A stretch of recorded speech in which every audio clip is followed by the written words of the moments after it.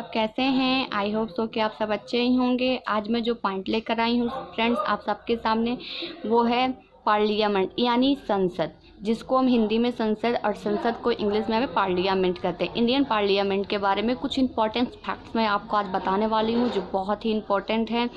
BPSC UPSC जिस चीज़ की तैयारी कर रहे हैं, जो स्टूडेंट पॉलिटी पढ़ना शुरू कर दिए हैं या नहीं पढ़े हैं, ये चीज़ आप देख लीजिए, आपको पता चल जाएगा कि संसद वाकई में है क्या।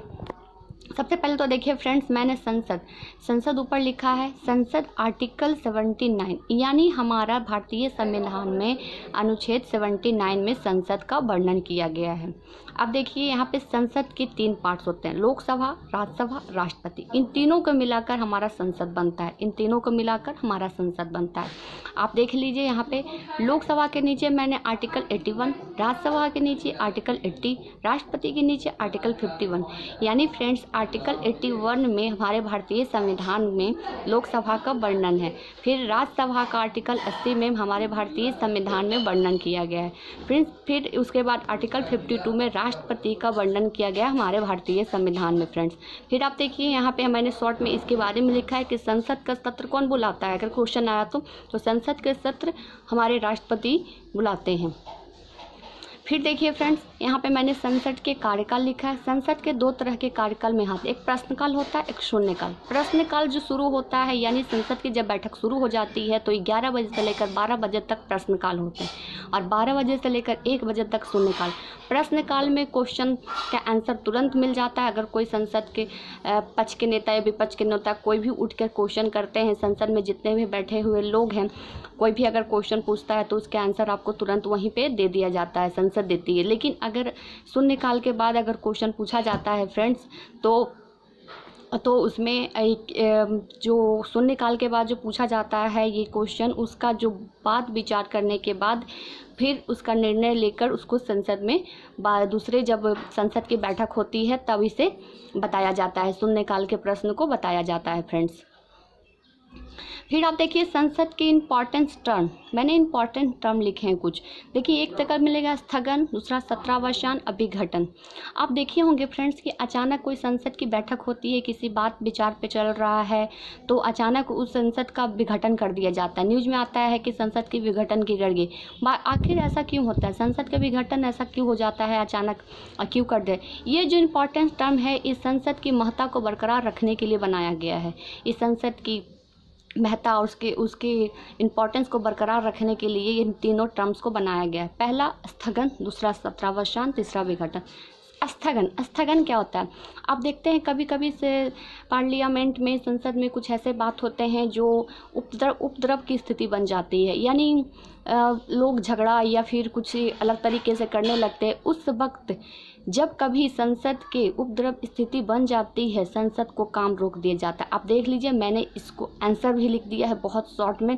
जब आप कभी देखोगे कि कोई भी बात विचार पे उपद्रव की स्थिति बन जाती है तो उस वक्त संसद की महत्ता बरकरार रखने के लिए इस उपद्रव की स्थिति में उस संसद के बैठक को स्थगन यानी रोक दिया जाता है, उस वक्त उसे रोक दिया जाता है फ्रेंड्स।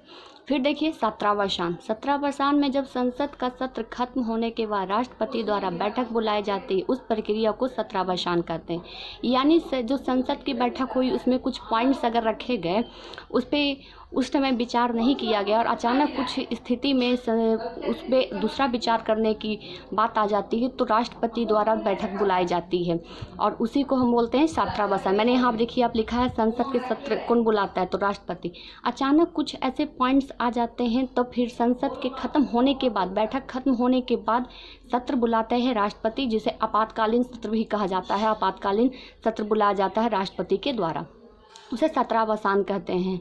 फिर यहाँ पे देखिए विघटन जब संसद में लोकसभा का कार्यकाल समाप्त हो जाता है और नए चुनाव की प्रक्रिया शुरू होता है, वो विघटन कहा जाता है। यानी जब संसद की लोकसभा का कार्यकाल खत्म हो जाता है, लोकसभा का कार्यकाल आप जानते हैं 5 वर्ष कार्यकाल जब खत्म हो जाता है, जब नए चुनाव होते हैं तो लोकसभा के चुनाव करने के लिए जो पहले वाले हमारा जो संसद लोकसभा बना हुआ है उसे विघटन करना पड़ता है, यानी जितने मेंबर्स होते हैं लोकसभा में उन्हें सारे को हटाकर फिर से नए चुनाव के बाद फिर से उनकी नई प्रक्रिया करके उन्हें लाया जाता है लोकसभा में।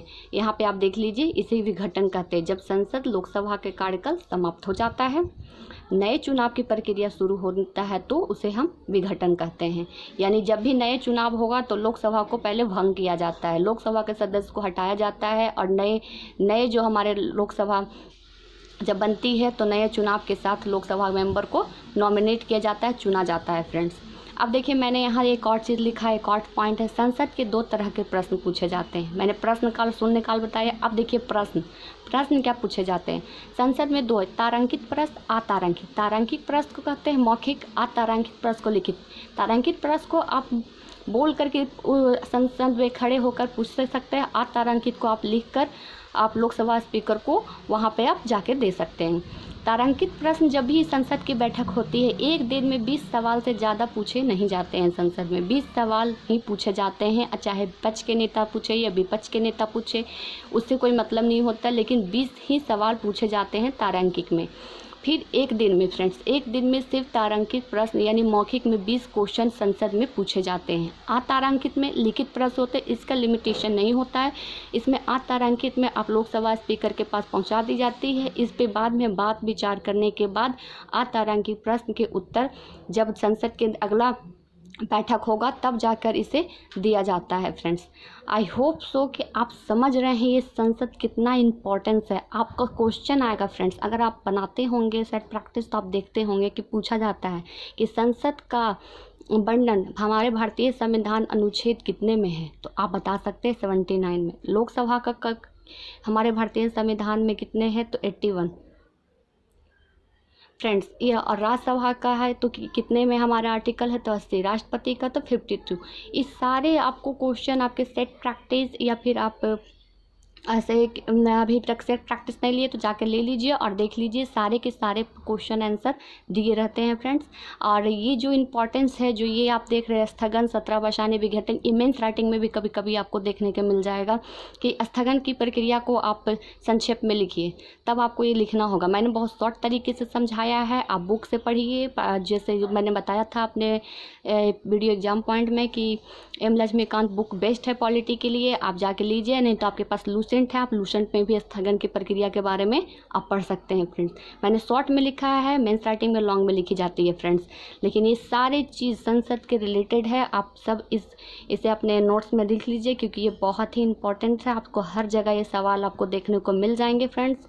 और जैसे मैंने अपने नोट्स तैयार किए हैं, मैंने पढ़ा है, वही चीज़ मैं आपको यहाँ पे बता रही हूँ। और मैं ये भी बोलना चाहती हूँ कि अभी तक जिन लोगों ने बीपीएससी की बुक लिस्ट नहीं जानते हैं, सिलेबस नहीं जानते हैं, वो मेरे चैनल एग्जाम पॉइंट पे जाके देख सकते हैं friends. Thank you so much friends.